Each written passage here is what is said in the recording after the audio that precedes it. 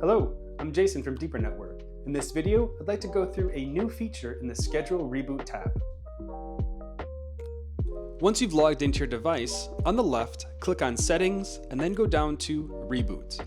If you wish to schedule a reboot, flip the switch to enable Scheduled Reboot, and then you'll need to select a time. You can set it to reboot once a day at a specific time, once a week at a specific time, or one day every month at a specific time. If your home network is very stable, I would recommend setting this to be once a month. If you have a little bit of instability in your home network, first try every week. Or if your home ISP is very unstable, you might benefit from daily reboots. Do some testing with the Scheduled Reboot and see what works best for you. Deeper Network, of the users, by the users, for the users.